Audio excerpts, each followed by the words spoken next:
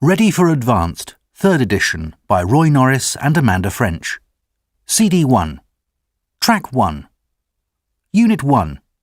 Listening Part 1. Multiple choice. Extract 1. You hear two musicians from the same group talking about an awards ceremony.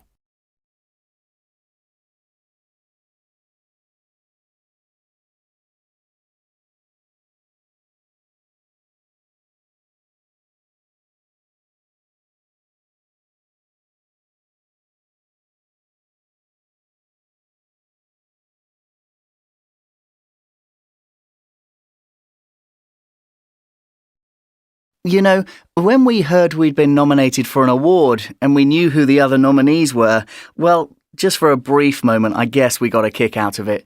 I mean, the other bands are guys we really respect, but we've always used our music to attack capitalism. It would be incredibly hypocritical to go to a ceremony sponsored by the corporate world. Yeah, and we knew who had voted for us. We've been together for 4 years, and the people who liked our music from the start, the ones who've been coming to the gigs, they know what our principles are, and they wouldn't go in for that kind of thing. But, you know, you get your first #1 single, and the mainstream music listeners think you're a new band and they go out and vote for you. For a moment in time, your song's getting the biggest number of hits, and then the public move on.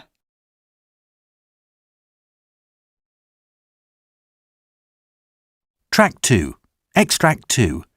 You hear part of a radio discussion in which two people are talking about sport.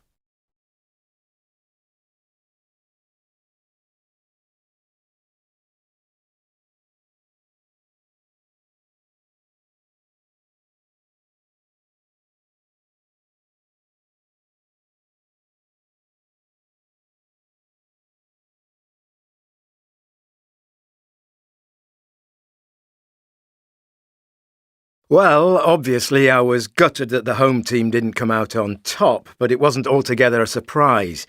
3 of the players were making their debut, and you can tell they were a bit overawed by the occasion, and it impacted on the overall team performance.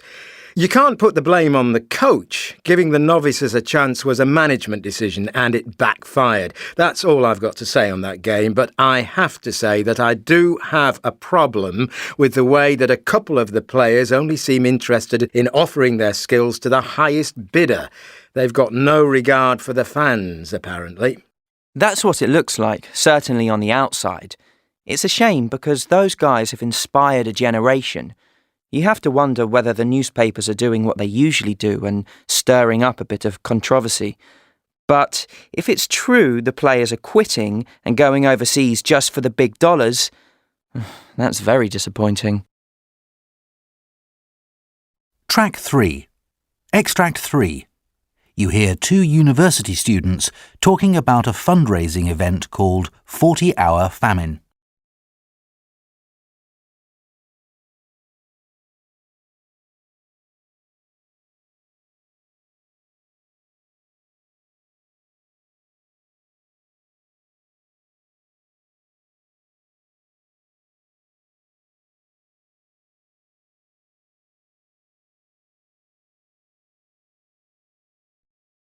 "40-Hour Famine" is about students not eating food for 40 hours.